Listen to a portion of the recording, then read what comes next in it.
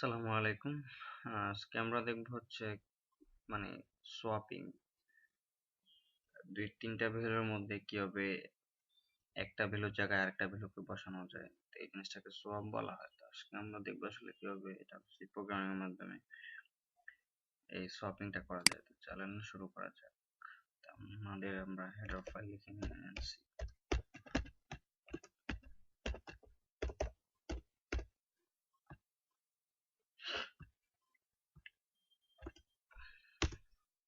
Main function নেই সবটা অনেক হুম, অনেক বড় ধরনের একটা কাজে লাগবে যখন আপনি মানে আরো বড় ধরনের প্রোগ্রামিং করবে, যখন ইনসারশন সর্টিং সর্টিং আসবে তখন এই সর্টটা খুবই কাজে লাগে।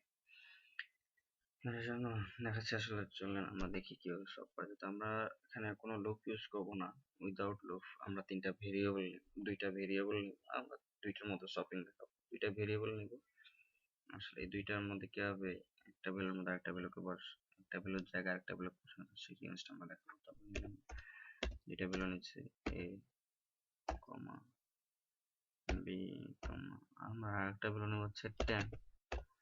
এটা আমাদের লাগবে, এটা কেন লাগবে সেটা দেখাচ্ছি। আমরা নিলাম, আমরা এ আর বি ভ্যালুগুলো দিয়ে দিচ্ছি, যেহেতু আমরা এখানে কোনো স্ক্যানার পেশ করছি না। এ ভ্যালু হচ্ছে 5 আর বি এর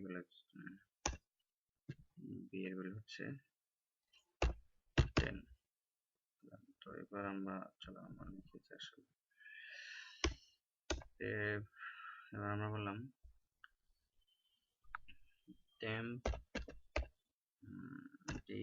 temp equal to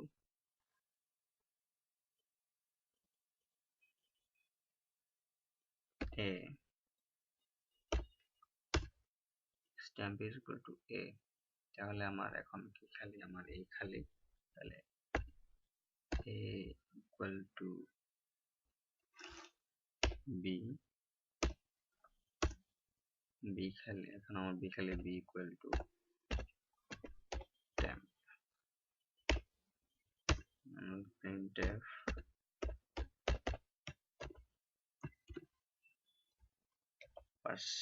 %d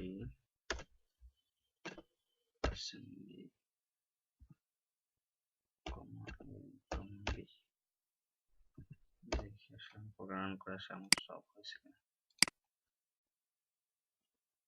ও বেরিয়ে this mistake 10 5 5 10। দেখেন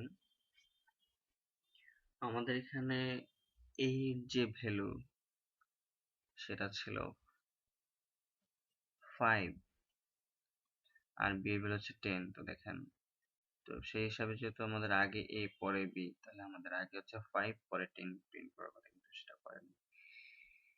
হ্যাঁ, আমাদের এখানে আমাদের এর ছিল 5, তো আমরা কি করলাম, টেম্পের ভিতরে আগে একটা এক্সট্রা ভেরিয়েবল নিলাম, সেটা হচ্ছে টেম্প, খালি একটা ভেরিয়েবল নিলাম, তার মধ্যে আগে আমরা এর ভ্যালুটাকে নিয়ে নিলাম। তাহলে আমার এই খালি হয়ে গেল, এর ভিতরে কিছু নাই।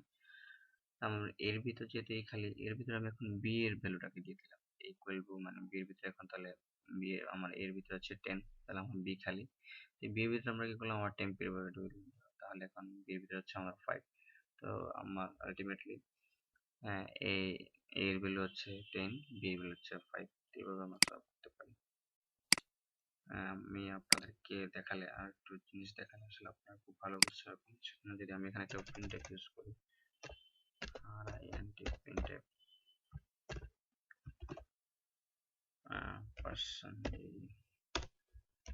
%d comma a comma b, এবার যদি দেখেন আসলে বুঝতে পারবেন। লাইন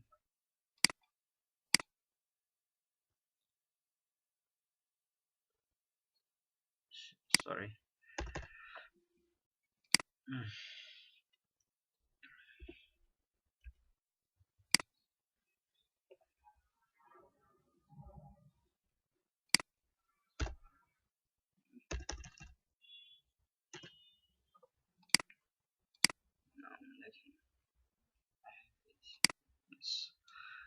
এবার দেখেন আগে ছিল আমার এর ভ্যালু ছিল 5, বি এর ভ্যালু ছিল 10, কিন্তু এখন আমার এর ভ্যালু হচ্ছে 10, বি এর ভ্যালু হচ্ছে 5। তো এইভাবে আসলে আমরা সলভ করতে পারি।